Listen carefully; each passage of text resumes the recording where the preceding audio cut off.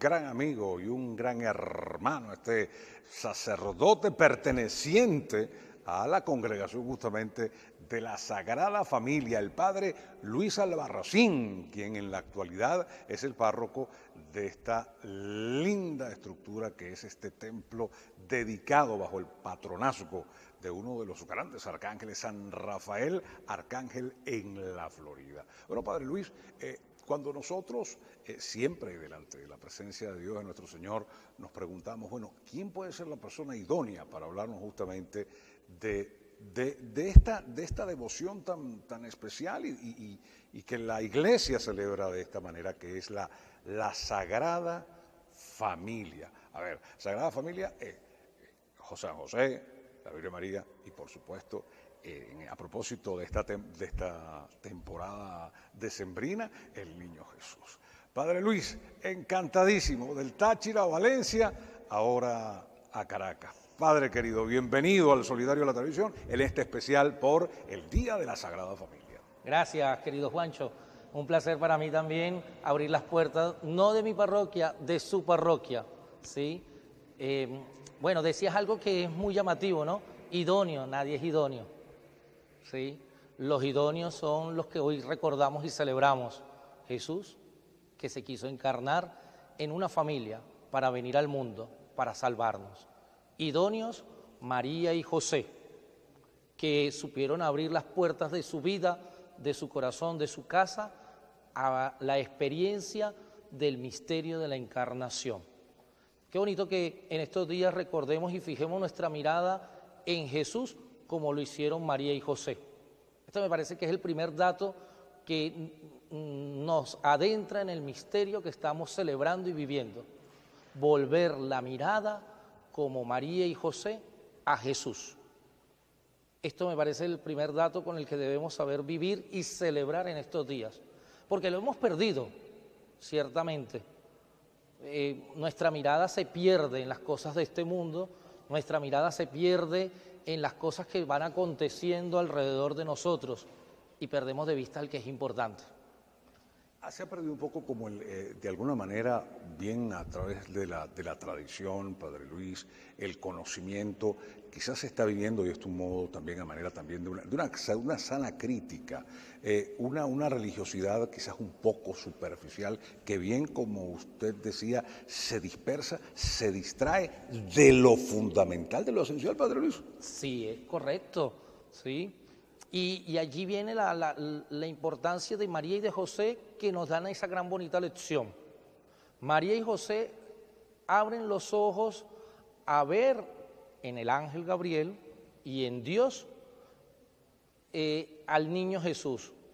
Y eso es lo que hemos ido perdiendo lastimosamente en la humanidad. Y se va repitiendo una y otra vez. Nos vamos dispersando. Cierto que muchas cosas nos llaman la atención, nos van provocando girar la mirada a una y otra parte y perdemos de vista al que es importante, Jesús. Por ello, ahí es donde entra María y José como grandes maestros para nosotros hoy, ¿sí? La Sagrada Familia, sobre todo papá José, mamá María, nos enseñan como buenos padres de familia, educadores en nuestro hogar, en nuestra familia, a volver la mirada a lo esencial. Hoy necesitamos redescubrir esta gran lección que la Sagrada Familia nos regala y nos brinda. Volver la mirada a lo esencial, lo tierno, lo dulce de Dios que se encarna en medio de nosotros. A veces ponemos nuestra mirada y nuestra esperanza en muchas cosas que no son esenciales, que no son importantes. Y perdemos de vista lo que es esencial. Cuando estudiamos la figura de María y siguiendo esta línea, Padre Luis, ¿qué fue lo esencial para la Virgen María? Esta jovencita de 15 años, esa gran responsabilidad tremenda. Además, dependía de esto el futuro, bien lo decía usted, de la humanidad, con este gran y santo misterio. Profundo misterio de la encarnación, Padre Luis. Claro, ella se abre a la experiencia de escuchar con el corazón lo que Dios le pide. Y ahí empieza el gran acontecimiento e importancia de María. Escuchar con el corazón. ¿Qué me pide Dios a mí? María lo supo entender así. Y por ello le abrió el corazón a Dios. Le abrió toda su vida y por ello se abre al misterio de la obra de salvación. Recibir a Jesús, no solamente en su vientre, en su vida, sino en toda su historia. Por ello, la importancia de María está en abrirse a la gracia de Dios al recibir a Jesús. Pero no por un día, no por un acontecimiento, sino para siempre. Se abre a la fe de Dios en la persona del Hijo que recibe, no por un momento, sino para toda su vida. Es como cuando alguien se casa, Juancho. No se casa alguien para un día, para una fiesta, para un momento. Se casa para siempre. O por lo menos así debería casarse, pensar quien hace un matrimonio. María asume en su historia para sí, por siempre, a Jesús, el Salvador. Y me parece que allí cobra la importancia de María. Fija su corazón, su vida en la persona de su Hijo. ¿Y cómo tenemos que ver y entender la figura, la imagen de José, de este hombre obrero? Estaban por casarse, de hecho, a usted que hablaba del matrimonio. Comprometido, realmente. Y de pronto surge todo. A ver, háblenos un poquito también de la figura de San José o de José, el esposo de María, que luego tendría igualmente esa responsabilidad de criar, de alguna manera, al Hijo de Dios. Sí.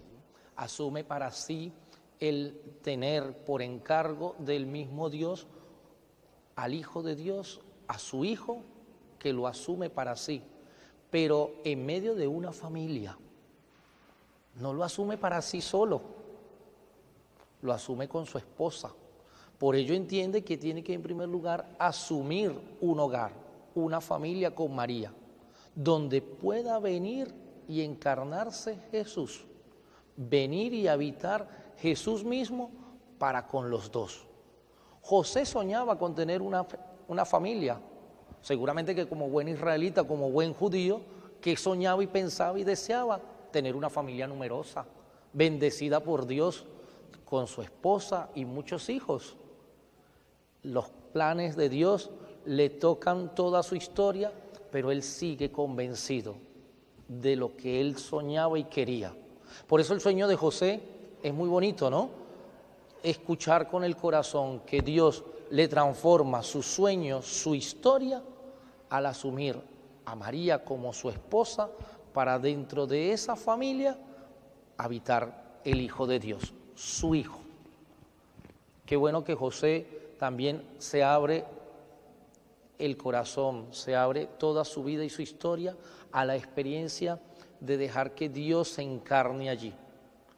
Se adentran los dos en el misterio de entrar en el plan de salvación de Dios. Dios tenía un plan, salvarnos, amarnos, y lo hace ese plan, esa obra, mandando a su Hijo al mundo. Pero no lo manda de cualquier manera, lo manda en medio de una familia.